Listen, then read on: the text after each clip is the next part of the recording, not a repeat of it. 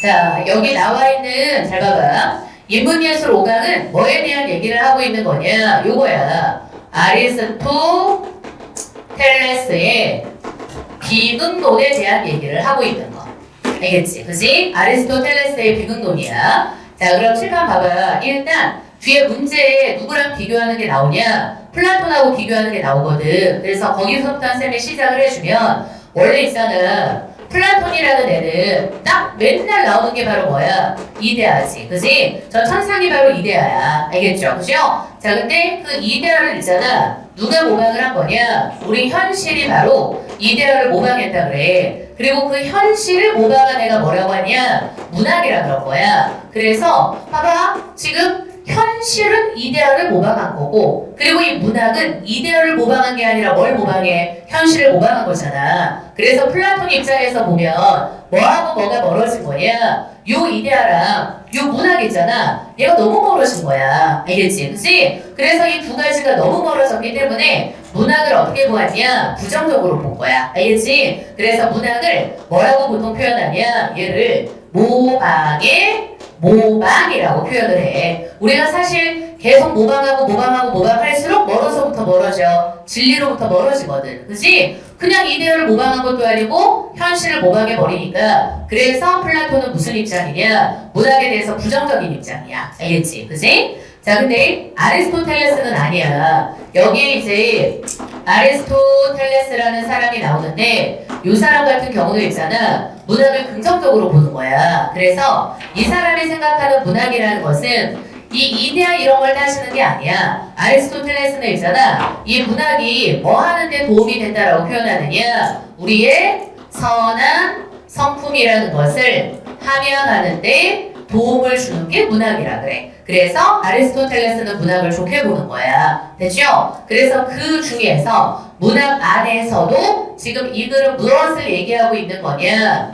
비극에 대해서 얘기를 하는 거야. 알겠지? 그치? 그래서 비극에 대해서 지금 얘기를 해. 그럼 지금 아리스토텔레스가 있잖아. 그럼 비극도 마찬가지 어때? 우리의 선한 성품을 함양하는데 도움을 준다라고 하는 거거든. 알겠죠? 그래서 이 글이 뭐에 대해서 얘기를 하는 거냐? 이 비극이 갖추어야 하는 비극의 조건이랑, 알겠죠? 그죠? 그리고 그러한 비극의 효과, 비극의 조건과 비극의 효과가 나타나는 글인 거야. 알겠지? 그지? 우리 비극의 반대가 뭔지 알죠? 뒤에 지금 문제 풀 때도 나오는데 비극의 반대는 뭐야? 희극이야, 희극. 알겠지? 비극이라고 할 때 비자가 바로 무슨 비자? 슬플 비자고, 그리고 희극은 기쁠 희자. 그래서 코미디언을 다른 말로 뭐라고 해? 희극인이라고 부르는 거야. 알겠지? 그래서 이렇게 비극의 조건과 효과를 설명한 글이다. 그리고 대표적으로 비극의 예시가 나오죠? 여기 뭐의 예시가 나오냐? 안티고네라는 작품의 예시가 나와. 이건 이태원 선생님이 같이 할 때 줄거리랑 같이 알려줄 거야. 그치? 자, 그럼 이제 처음부터 한번 보자. 잘 봐. 1문단 보면 그리스 시대부터 있잖아. 현대에 이르기까지 인생의 슬픔과 비참함을 제재로 하는 비극은, 그럼 비극이라는 게 어때? 옛날부터 있었던 거야. 그리스부터 지금까지. 알겠지? 그래서 우리가 있잖아. 배우는 여러 가지 지금 뭐 문학들 중에서도 비극이 많이 있어요. 그지? 자, 그래서 이러한 비극이라는 건 사람들에게 사랑받고 있다는 거야. 그럼 이제 드디어 사람 나오죠? 그럼 아리스토텔레스야. 그럼 이 사람은 있잖아. 문학의 인간이 있잖아. 무언가를 모방하려는, 잘 봐봐. 모방하려는 이 단어가 중요해. 본성. 알겠지? 본성이란 단어. 자, 비문학 읽을 때는 있잖아. 이 본성이란 단어가 왜 중요한 거냐? 머릿속에 생각해야 돼. 본성이라는 건 결국은 무슨 말하고 똑같다? 선천적이라는 말하고 똑같다. 알겠지? 본성을 갖고 있다라는 건 선천적이라는 말하고 똑같은 거야. 태어날 때부터 갖고 있는 거. 됐죠?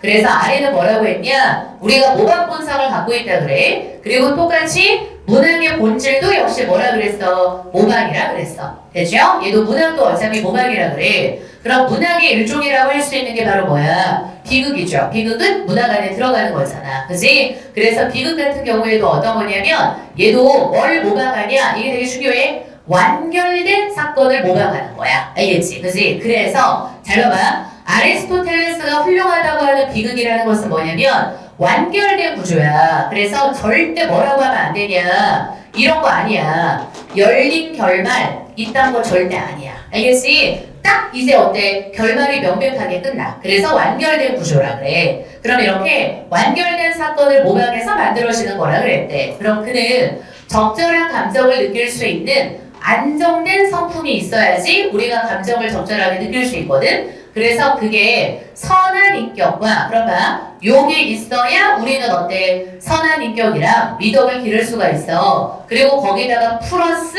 뭐도 가능해? 진리에 도달하는 것도 가능해. 알겠지? 그지? 우리 인격과 미덕을 기르는 데도 도움이 되고 진리에 도달하는 데도 도움이 된다 그랬대. 그지? 바탕이 된다고 보았는데 비극이라는 것 자체가 바로 인간에게 뭘 느끼게 만드느냐 요 두 단어가 중요해. 연민이랑 공포. 알겠죠? 연민하고 공포가 중요해. 자, 그래서 뒤에 독해 포인트가 바로 뭐냐면 비극의 조건을 얘기하는데 연민을 불러일으키는 조건이랑 공포를 불러일으키는 조건이랑 두 가지를 뭐 하는 게 포인트야? 구분하는 게 포인트야. 알겠지? 연민 불러일으키는 조건과 공포를 불러일으키는 조건 이 두 가지를 구분해야 된다. 알겠죠? 자, 그럼 이 연민과 공포가 있잖아. 이런 성품을 함양하는데 자, 그래서 뒤에 문제 나오죠? 함양이라는 것은 무슨 뜻이야? 뭔가 길러주는 거. 그지? 그래서 함양하는데 중요한 수단이 된다고 보고 그리고 앞으로 전개될 내용이 바로 뭐야? 요거죠? 비극이 갖추어야 할 조건. 알겠지? 자, 그래서 앞으로 있잖아. 비극의 조건이 나타나. 자, 그럼 이제 자연스럽게 어디로 와? 이론단으로 오죠. 그지? 자, 그럼 비극의 6가지 요소가 있는데 그럼 봐봐봐. 여기 플롯부터 시작해서 있잖아. 이제 뭐가 있어? 시각적 요소까지. 여기가 바로 비극의 6가지 요소야. 열거된 거지. 그지? 근데 이 중에서 아이가 제일 중요하다고 본 게 바로 뭐냐? 플롯이야, 플롯. 알겠죠? 얘가 제일 중요하다고 본 게 바로 플롯인 거야. 자, 그래서 칠판 봐. 잘 봐. 플롯이라는 연설이 어떤 건지 알려줄게. 이 아리스토텔레스는 있잖아. 플롯이라는 거를 엄청나게 중요하게 생각했어. 그래서 플롯의 포인트를 알려줘. 예를 들어서 선생님이 2가지 스타일로 글을 써. 어떤 거냐? 왕이 실제로 그 아리스토텔레스의 책에 나와 있는 거야. 왕이 죽었다. 그리고 왕비가 죽었다. 라는 스토리가 있어. 그리고 그 다음에 왕이 죽었다. 그리고 왕의 죽음으로 인한 슬픔 때문에 왕비가 죽었다 라고 있어. 알겠지? 그럼 2가지가 있으면 이 아리스토텔레스는 뭐를 플롯이라고 했냐? 당연히 얘를 플롯이라고 한 거야. 이거는 플롯이 아니야. 이거는 그냥 뭐밖에 안 돼? 사건의 나열밖에 안 돼.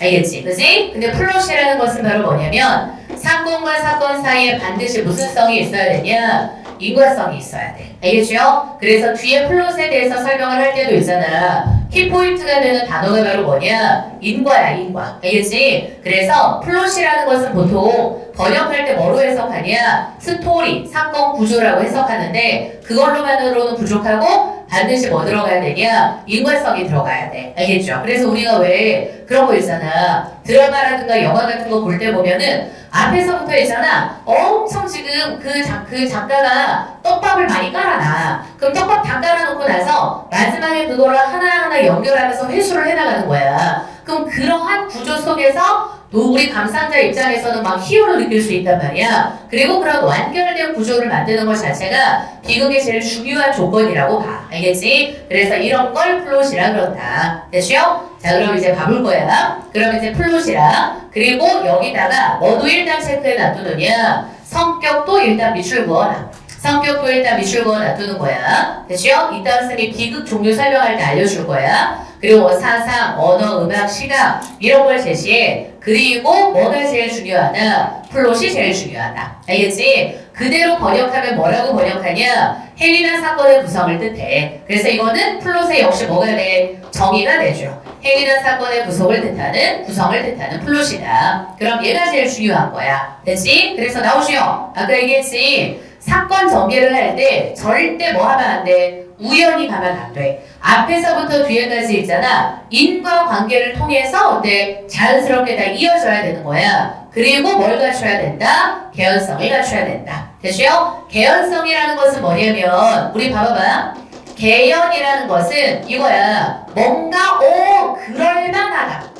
그럴만하다라고 번역할 수도 있고 그러한 사건이 발생할 만하다라고 번역할 수도 있는 게 바로 개연성이야. 알겠지? 그지? 그래서 주의해야 될 점이 뭐냐면 개연성은 절대 뭐는 아니냐? 필연성이 아니야. 알겠죠? 필연성이라는 것은 뭐냐면 100% 그 사건이 있어야 돼. 알겠지? 반드시 무조건 절대로 100% 그걸 필연이라 그러고 개연성이라는 건 그럴 수 있겠네. 그죠? 그럼 개연성을 갖춰야 다시 한번 그럴 수 있다는 개연성을 갖춰야 관객이 작품에 뭐가 가능해? 몰입이 가능해. 알겠죠? 그죠? 그러니까 우리 왜 이때 몰입이라는 것을 다른 말로 뭐로 바꿀 수 있어? 공감으로 바꿀 수 있는 거야. 막 드라마하고 영화 보는데 말도 안 되는 스토리 있어. 그치? 그럼 전혀 뭐가 안 돼? 개연성이 없잖아. 그럼 내가 공감이 전혀 안 되는 거야. 어떻게 저런 게 가능하냐? 그치? 그래서 개연성이 있어야 몰입이 돼. 됐죠? 자, 그리고 그 다음 중요한 단어 나오지 뭐? 앞에 우리 요거랑 연결되잖아. 비극은 공포하고 연민을 불러일으켜야 되거든. 그럼 이런 사건은 관객이 어때? 요거 예상하지 못한 순간이어야 돼. 됐죠? 그리고 앞선 사건으로부터의 드디어 이 단어 나왔다. 인과적 결과. 알겠지? 앞선 사건으로부터의 인과적 결과로 나타나야 돼. 이게 지금 다 뭐하고 연결되는 거냐? 플롯이라는 거하고 다 연결되는 거야. 알겠죠? 그죠? 그러니까 핵심은 그냥 이렇게 생각하면 돼. 플롯이라는 것은 바로 어떤 거다? 사건 전개되는데 인과적이고 개연적인 배열과 지금 연결이다 라고 생각하면 되는 거야. 됐지? 그리고 또한 살인이나 폭력 이러한 뭐가 이게 또 뒤에 플라톤하고 대조가 돼. 부도덕한 내용. 알겠죠? 이런 부도덕한 내용이라는 것도 있잖아. 공포하고 연민을 불러일으키기 위한 장치로 사용될 수 있다고 봐. 그래서 뒤에 문제에서 대조될 때 누구는 이걸 부정적으로 보냐? 플라톤은 얘를 부정적으로 보거든? 근데 아리는 아니야. 얘를 적절하게 쓰지. 그럼 공포 연민을 불러일으킬 수 있다는 거야. 됐죠? 그리고 그는 이러한 사건 제시와 관련된 플롯의 핵심 요소를 두 가지로 제시를 해. 그게 바로 뭐냐? 요 두 가지가 너무 중요한 거야. 뭐하고 뭐냐? 반전과 인지라는 거야. 됐죠? 자, 우리 잘 봐봐. 반전이라는 것은 많이 들어갔잖아. 그치? 그리고 인지도 우리가 알고 있는 그대로의 단어야. 알겠죠? 알게 된다는 거, 깨닫게 된다는 거야. 그래서 아리스토텔레스가 있잖아. 여기 안티고네라는 비극도 있고 오이디푸스라는 것도 있는데 거기 항상 주인공이 뭐가 나타나냐? 지금 상황을 인지하게 되는 과정이 나타나. 알겠지? 반전도 있고. 자, 그럼 반전이라는 것은 일단 얘부터 설명이 돼. 상황, 사건의 흐름이 있잖아. 앞에서 일어난 것과 어때? 정반대로 급변하는 거. 알겠지? 다 아는 거잖아. 됐죠? 자, 그래서 인물의 의도하고 반대되는 결과가 나타나. 그치? 그러니까 당연히 어때? 반전이라 그러죠. 됐죠? 자, 그리고 그 다음에 이제 끊어줄 거야. 인지라는 것은 뭐냐? 인물이 있잖아. 아무도 모르고 있었어. 근데 얘가 어느 순간 뭐 하게 돼? 아는 상태로 바뀌게 돼. 알겠지? 그걸 보고 인지라고 불러. 그래서 그는 이런 반전과 인지가 관객들에게 연민이랑 계속 같은 말 나오죠? 공포를 불러일으키고 둘이 어떨 때? 동시에 일어날 때. 알겠죠? 둘이 동시에 일어날 때 그럼 뭐하고 뭐가 동시야? 요거야. 반전과 인지가 동시에 일어날 때. 그치? 이런 반전과 인지가 동시에 일어날 때 더 효과적이라고 했다는 거야. 그래서 반전하고 인지를 기준으로 플롯을 구분을 한 거죠. 그럼 반전하고 인지를 포함하면 무슨 플롯이야? 복합 플롯이라고 한 거고 그리고 얘네들을 포함하지 않아. 그럼 뭐라 그랬어? 단순 플롯이라고 한 거죠. 됐지? 그래서 플롯을 분류를 한 거야. 됐죠? 분류 기준은 바로 뭐야? 반전과 인지의 여부가 되겠지. 그치? 그래서 당연히 어때? 복합 플롯이 훨씬 더 훌륭한 거죠. 됐지? 그래서 봐봐. 지금 아리스토텔레스가 있잖아. 비극의 6가지 요소를 알려줬는데 그 중에서 뭐에 대해서 지금 구체적으로 설명을 한 거냐?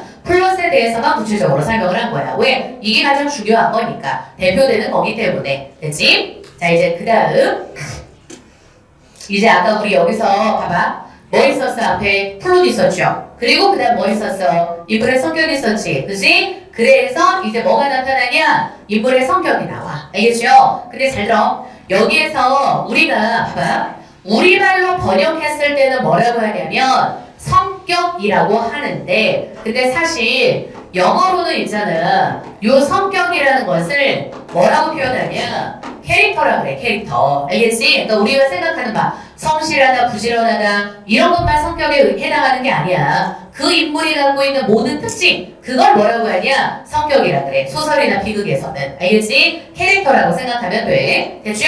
자, 그래서 이제 두 번째, 인물의 캐릭터에 대해서 분석을 하는 거야. 그럼 뭐라고 했냐? 관객에게 연민과 공포를 불러일으키기 위해서 비극의 인물도 어때? 지금 특정한 조건을 맞춰야 돼. 됐죠? 그래서 뭐랑 요렇게 대조돼. 뭐하고 비극하고 희극하고 대조되는 거야. 됐지? 그럼 희극의 주인공은 있잖아. 보통 있잖아. 어떤 인물이 되냐? 좀 모자란 애야. 알겠죠? 그지? 우리 희극이라는 것은 뭐냐면 웃긴 거잖아. 또 봐봐. 나보다 모자란 애가 뭔가 병신 같은 짓을 해. 그러면 당연히 뭐가 유발돼? 웃음이 유발되는 것이 그게 희극의 본질인 거야. 근데 비극은 그러면 안 돼. 알겠죠? 우리 희극은 모자란 애야. 되게 우스꽝이어야 돼. 근데 이와 달리 대조되잖아. 그지? 비극 같은 경우는 뭐냐면 여기 나와.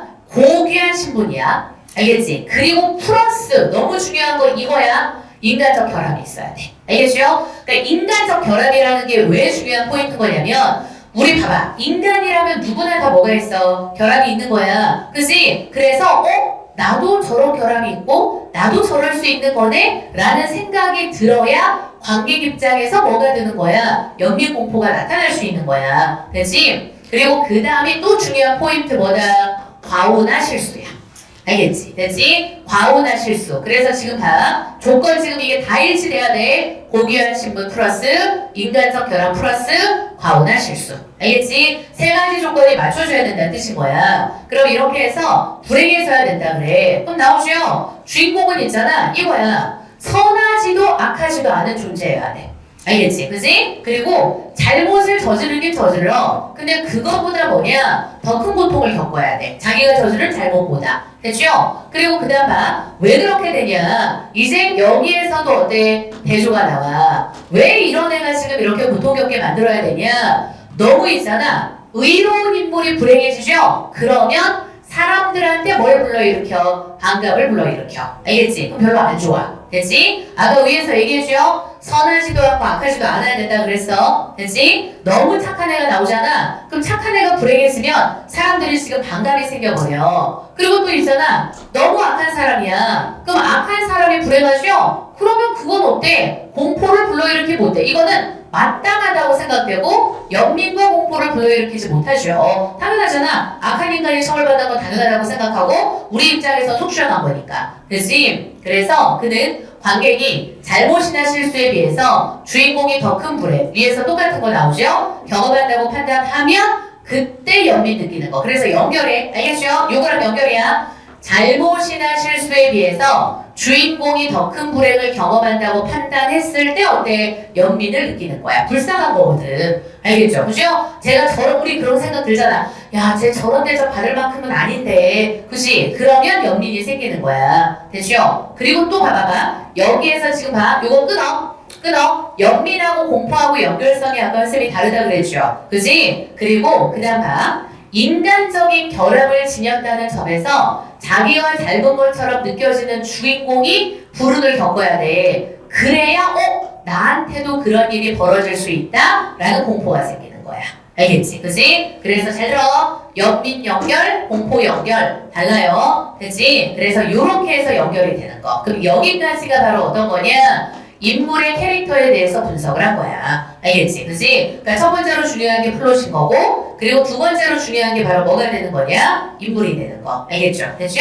그래서 인물도 지금 이러한 여러 가지 조건을 맞춰야 우리 관객에게 연민과 공포를 불러일으킬 수 있게 된다. 됐지? 자, 그래서 칠판 봐봐. 잘 봐. 밑에 거로 넘어가기 전에 뒤에 문제로도 나오지만 선생님이 요 상황하고 알맞는 자, 얘 들어주는 비극을 지금 먼저 스토리를 알려줄 거야. 자, 그래서 실판 봐. 아리스토텔레스가 있잖아. 소프 소포클레스라는 사람이 쓴 되게 유명한 비극이 있어. 우리 너네 시험 다 들어본 거야. 뭐하고 뭐가 있냐? 오이디푸스라는 비극이랑 그리고 그 다음에 안티고네라는 비극이 있어. 알겠지? 그지? 그래서 이 소포클레스라는 사람이 극작가거든. 그래서 이 사람이 두 개의 비극을 쓴 건데 이걸 되게 훌륭하다고 봤어. 그럼 이 비극의 스토리를 들으면 이 말이 어떤 말인지 알 수 있게 되는 거야. 그래서 이게 두 가지가 서로 뭐냐? 연결되는 거야. 그래서 우리 문제는 안티고네만 나오지만 자 그럼 스토리가 어떠냐? 되게 재밌어. 우리 다 알고 있는 스토리이긴 하지만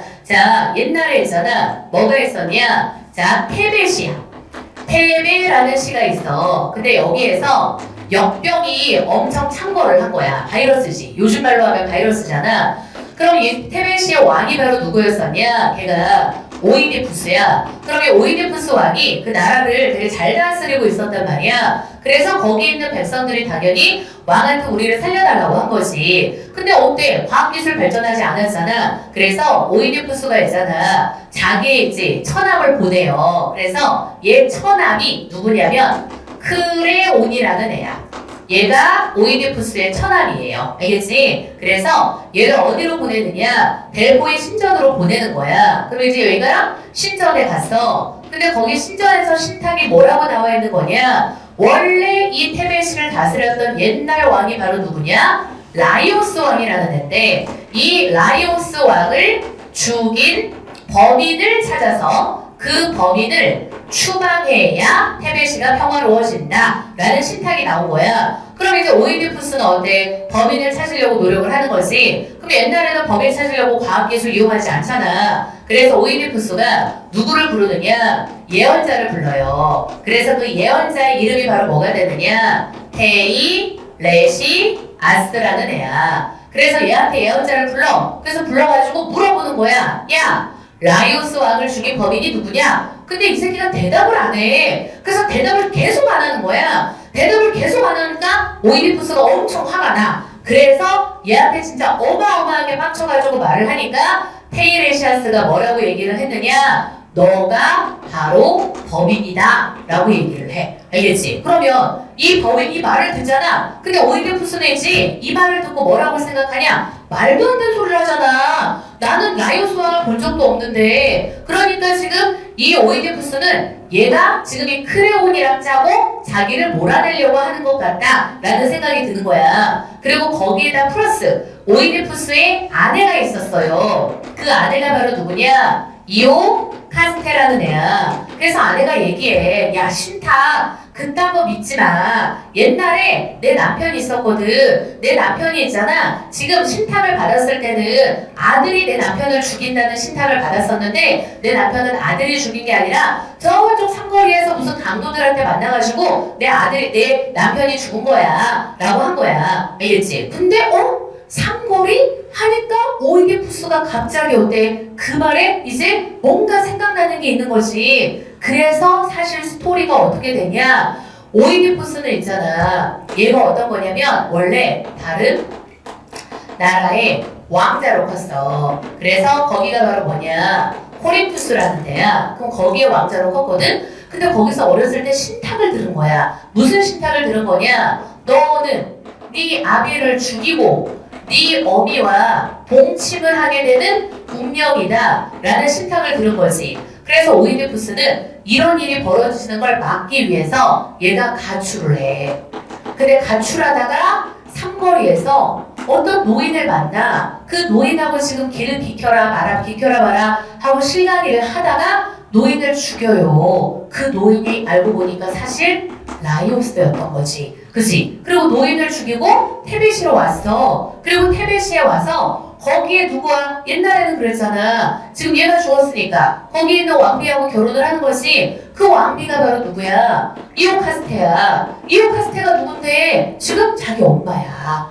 그래서 얘가 이 사실을 이제 다 알게 된 거야. 그래서 지금 이 오이디푸스는 그것 때문에 너무 충격을 받아서 결국 자기 아내이자 엄마의 이오카스테의 옷빈으로 있잖아. 자기의 두 눈을 실러. 근데 사실 이걸 알고 나서 이오카스테가 먼저 스스로 목숨을 끊어요. 그리고 오이디푸스는 스스로 비극적으로 만들어버려. 자기가 죽기를 선택하는 게 아니라 나는 이런 인간이니까 자기는 비참하게 살아야 된다고 하면서 스스로 지금 두 눈을 찔러가지고 결국 방랑하는 사람이 되는 거야. 그게 바로 오이디푸스. 그럼 봐봐봐. 눈에 봐봐. 요 상황에 딱 맞는 거지. 그지? 고귀한 신분이야. 그지? 그리고 플러스 지금 어때? 얘도 인간적인 결함이 있어. 그지? 실수를 하고 하는 거잖아. 왜냐면 중간에 삼거리에서 노인을 죽인 것 자체가 그 스토리에 보면 인간적 결함이야. 얘가 그럴 필요가 없었거든. 그리고 플러스 지금 어때? 선하지도 악하지도 않아. 근데 얘가 저지른 거에 비해서 어마어마한 불행을 겪게 되는 거잖아. 그지? 그래서 이걸 통해서 우리가 바로 어때? 연민이라든가 공포를 느낄 수 있다고 한 거야. 그치? 그럼 여기까지가 지금 바로 뭐냐? 오이디푸스야. 그리고 그 다음에 우리 뒤에 나와 있는 안티고네는 뭐냐면 자, 오이디푸스가 죽었어. 알겠죠? 그래서 죽고 나니까 오이디푸스의 두 아들이 싸워. 뭘 놓고 싸우는 거냐? 왕위 자리를 놓고 싸워요. 알겠죠? 됐죠? 자, 그래서 그 두 아들이 왕위 자리를 놓고 싸우는데 근데 지금 둘이 싸우다가 둘이 서로 칼로 찔러가지고 죽은 거야. 그리고 이 왕자리를 누가 차지하냐? 아까 오이디푸스의 처남이 있다 그랬죠? 그 처남이 바로 누구야? 크레온이야. 얘네들한테는 뭐가 돼? 외삼촌이 되는 거잖아. 그래서 크레온이 뭐냐? 테빌시에 얘가 왕이 되는 거야. 근데 크레온이 명령을 했어. 둘 중에서 있잖아. 한 명은 장례를 치러주지만 한 명은 절대 장례를 치러주지 말라고 명령을 한 거야. 저 새끼는 반역자니까. 근데 이 오빠들의 동생 누가 있었냐? 안티고네가 있어. 안티고네라는 얘는 있잖아. 아니 두 오빠 둘 다 똑같이 장례를 치러줘야 된다고 해. 그래서 안티고네는 왕의 명령을 거역을 하고 얘가 오빠의 장례를 치러주는 거야. 그리고 그게 발각이 돼. 그래서 크레온이 이걸 지금 내가 뭐라 그랬어? 하지 말라 그랬지? 하면서 이 안티고네를 어디에다가 가두느냐? 동굴에다가 가둬. 그래서 동굴에다 가둬서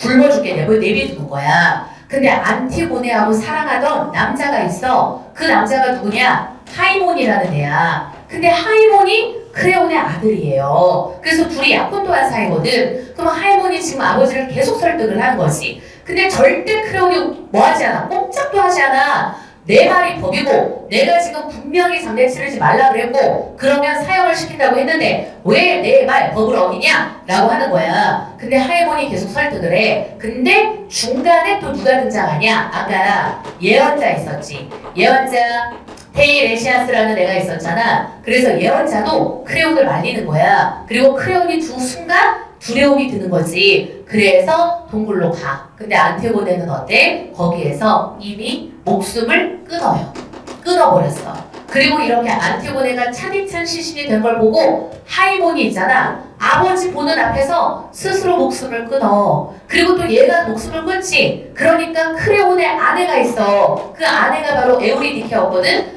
에우리디케도 목숨을 끊어버리는 거야. 알겠지? 그지? 그럼 얘도 똑같이 어때? 불행하게 끝나는 거야. 알겠죠? 그죠? 그러니까 얘도 봐봐봐. 다 갖고 있는 거야. 어떤 거 갖고 있어 지금? 고귀한 신분에다가 선하지도 악하지도 않아. 그렇지. 인간적인 결함을 갖고 있는 거. 그치? 그리고 자기가 한 거에 비해서 어때? 더 어마어마한 불행을 겪게 되는 거잖아. 요게 바로 안티고네라는 스토리가 되는 거야. 알겠지? 그래서 이런 애들이 지금 아리스토텔레스가 보기에는 완벽한 비극의 구조에 가깝다. 라고 표현을 한 거야. 그치? 자, 이제 그 다음 문단인 거야. 잘 봐. 아리스토텔레스는 있잖아. 비극의 궁극적인 목적이라는 걸 뭐라고 했냐? 연민과 공포를 느껴. 그리고 이 단어 중요해. 카타르시스. 알겠죠? 카타르시스야. 카타르시스. 자, 그럼 잘 봐. 원래 카타르시스라는 단어의 어원은 어디에서 온 거냐면 얘는 있잖아. 배설이라는 단어에서 왔어. 뭔가 우리 몸에 있었던 게 빠져나가는 거. 알겠지? 배설하다. 말 그대로 똥 싼다. 이런 거 배설이라는 단어에서 온 단어야. 그래서 아리스토텔레스는 있잖아. 우리가 이런 카타르시스를 느낀다 그래. 그럼 이게 뒤에 보면 여러 가지 해석이 있는데 제일 많이 쓰는 게 이런 거야. 우리가 이걸 이해하기 쉽게 하려면 왜 그런 거 있잖아. 막장 드라마 같은 거. 막장 드라마 같은 거 보면은 드라마 보다가 어때? 막 진짜 고구마 먹은 것처럼 막 답답한 거 있어. 그치? 그럼 중간에 사건 전개해서 내가 진짜 고구마 몇 개 먹은 것처럼 막 답답하다가 갑자기 뭔가 사건이 해결되고 악인이 징벌되고 그러면서 뭔가 그 답답한 마음이 막 해소가 되잖아. 걸 보고 뭐라고 생각하면 되냐? 카타르시스라고 해석하면 돼. 그 답답함이 해소되는 거. 내면에 있었던 모든 답답함, 부정적인 감정, 이런 모든 것들이 해소가 되고 정화가 되는 거. 그게 바로 카타르시스야. 알겠지? 원래 어원은 배설이에요. 자, 그럼 이제 이렇게 해서 카타르시스를 이루는 걸로 보았 때, 그럼 카타르시스라는 것은 있잖아. 후대학자들에게 다양하게 해석돼. 그래서 이제 뭐 나와? 해석의 종류가 나타나죠. 그치? 그래서 뒤에 문제에도 보면 얘네들이 차이점 묻는 문제가 나오잖아. 그럼 윤리학적 해석이라는 것은 바로 어떤 거냐면 카타르시스를 관객의 감정 중에서 금방 우리 감정 중에 뭐가 있어? 뭔가 불균형하거나 과잉된 게 있어. 그럼 그것을 뭐 할 수 있게 돼? 도덕적 정화. 알겠죠? 그럼 얘 포인트는 바로 뭐냐? 뭔가 안 좋은 감정 같은 걸 도덕적으로 정화한다. 됐지? 그래서 사람들은 평소에 어때? 마음속에 연민 공포 같은 감정이 있는데 이런 감정 중에서 부정적인 감정을 뭐 할 수 있게 돼? 정화할 수 있게 돼. 그러면서 뭐래? 성숙할 수 있게 돼. 알겠죠? 됐죠? 자, 그래서 뒤에도 더 지금 정리가 돼 있잖아. 감정 잘못 사용하면 문제가 되니까 감정을 정제하고 조절하는 데 초점을 둔 거다. 알겠지? 그럼 봐봐. 여기 나와 있는 말들이 결국 이 말하고 똑같은 거야. 내 감정을 깨끗하게 만드는 거. 됐죠? 자, 그리고 그 다음 두 번째 해석이라는 게 바로 뭐냐? 정신분석학적 해석이야. 자, 그러면 정신분석학에서는 이걸 뭐라고 표현하느냐? 지금 보니까 병적인 감정의 분출로 본다. 이렇게 나와 있죠. 얘는 병적인 감정이라는 것의 분출이다. 됐죠? 그래서 얘는 있잖아. 또 나오네. 부정적인 감정을 뭐 하는 거? 해소하는 거. 알겠죠? 됐죠? 그러니까 살짝 좀 이게 뭐 하는 게 있어? 비슷한 게 있어. 알겠지? 그러니까 봐봐봐. 차이가 있다면 이거야. 잘 들어. 앞에 윤리학적 해석이라는 걸 이거다. 부정적인 걸 뭐 하는 거야? 정화시키는 거야. 알겠죠? 그러니까 정화한다라는 거 무슨 말? 맑고 깨끗하게 만든다는 뜻이야. 그리고 정신분석학은 어떤 거냐면 부정적인 감정을 해소야. 그러니까 없애버리는 거야. 해소한다는 거니까. 알겠지? 그치? 그래서 뒤에 나오지. 우리가 울고 나서 어때? 마음이 이제 후련해지는 것처럼. 됐죠?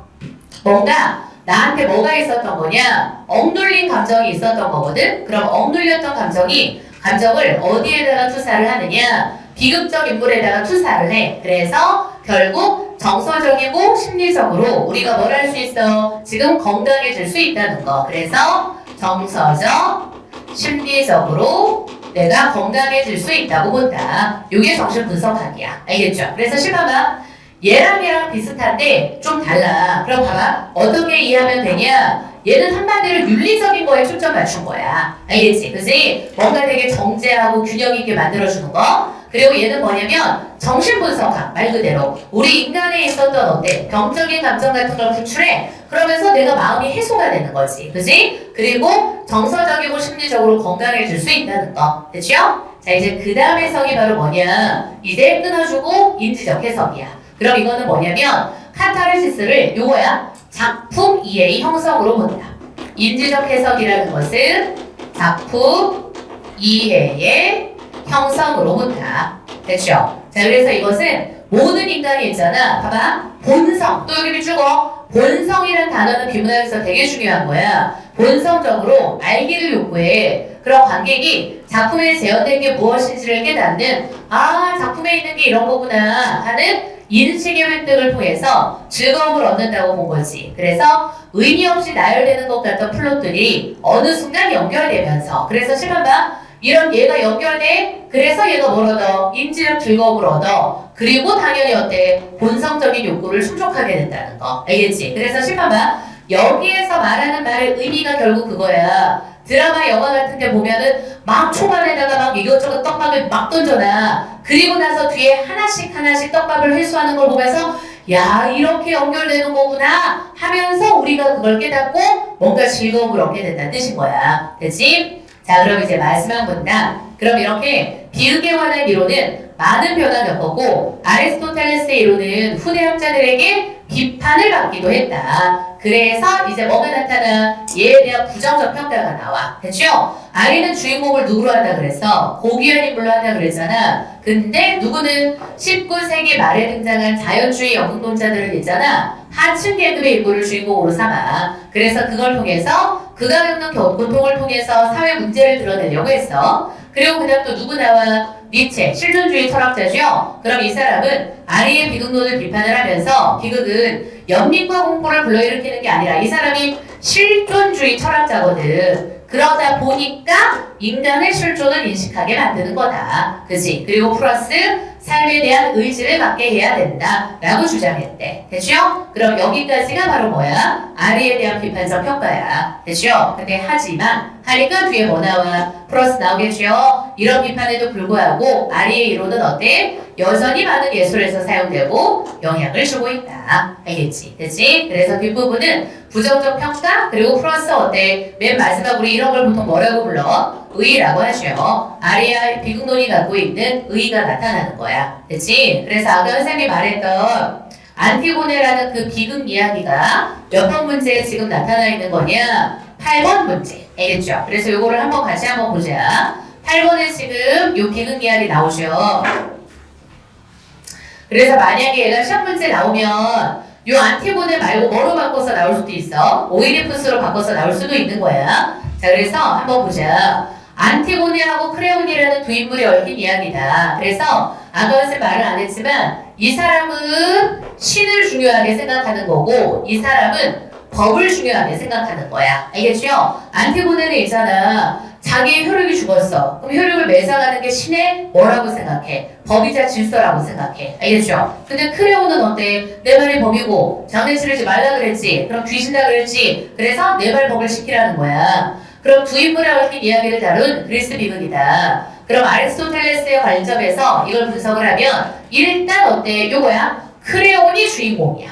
알겠죠? 제목은 안티고네지만 크레온이 불행을 겪는 거잖아. 얘가 비극의 주인공이야. 그럼 이 작품은 오이디푸스의 두 아들이 왕위를 두고 다투다가 죽는 대역으로 시작해. 그럼 새로운 왕이 된 크레온이 둘 중 한 명만 장례를 치르게 해. 나머지 한 명의 매장을 금지해. 근데 이제 딸이 안티고네. 그러니까 한마디로 안티고네 입장에서는 두 명의 오빠인 거야. 오빠. 알겠지? 안티고네가 동생이었거든. 안티고네는 크레온의 아들인 하이몬하고 아까 약혼을 한 사이라 그랬잖아. 열렬히 사랑하는 사이야. 근데 그녀는 가족에 대한 의무를 지키기 위해서 그럼 여기서 가족에 대한 의무를 지키는 게 사실은 뭐하고 연결되는 거냐? 신의 명령이나 질서를 중시하는 거야. 신의 명령과 질서를 얘는 더 중시하는 거. 그래서 죽은 오빠를 몰래 매장해. 그리고 크레온한테 발각이 되죠. 얘를 생매장할 걸 명령을 하는 거야. 그래서 아까 얘기했지. 동굴에서 굶어 죽게 했거든. 지나친, 자 여기를 읽어보자. 지나친 도덕적 확신과 고집에다 슈거다. 여기다 슈거고 뭐라고 쓰냐? 인간적 결함이라고 써놔. 여기다 슈거고 인간적 결함이라고 쓰는 거야. 크레온은 하이몬의 설득에도 불구하고 생각을 안 바꾸는 거야. 그리고 아까 얘기했잖아. 예언자 지금 테이레시아스가 찾아온다고. 크레온의 헬리는 신들의 분노를 살 거라고 하고 크레온은 지행동이 오만하고 잘못됐다는 걸 깨닫기는 해. 그럼 잘 봐. 깨닫다. 여기 비추고 뭐라고 써? 인지라고 쓰면 돼. 알겠죠? 그죠? 아까 우리 비극은 뭐가 있는 거라 그랬어? 반전과 인지가 있는 거라 그랬지? 그래서 이게 바로 인지인 거야. 그가 생각을 바꿔 안티고네를 구하라고 명령을 내리면서 사건의 방향은 이전과 반대로 변하게 돼. 그래서 어때? 반전돼 가는 거야. 알겠죠? 됐죠? 근데 안티고네 구하러 갔어. 근데 이미 어때? 목숨을 끊은 상태야. 그럼 이를 보고 좌절한 하이몬도 목숨을 끊고 그리고 하이몬의 지금 어머니이자 지금 크레온의 아내인 에오리니케도 목숨을 끊어요. 그래서 크레온은 어때? 가족들을 다 잃어버려. 그러니까 얘가 뭐해지는 거? 불행해지는 거. 알겠죠? 됐지? 그래서 아까 말했던 것처럼 얘가 뭐 했던 것보다 잘못했던 것보다 사실 더 큰 불행을 겪게 되는 거잖아. 그래서 이걸 통해서 우리 관객 입장에서는 연민도 느끼고 나도 그럴 수 있다라는 공포도 느낄 수 있게 된다는 거야. 알겠지? 됐지? 오케이? 자, 그래서 이렇게 해서 안티고네 스토리가 지금 나와 있고 문제는 앞에 거랑 연결되는 거. 알겠죠? 요것도 스스로 한번 풀어오면 됩니다. 다시.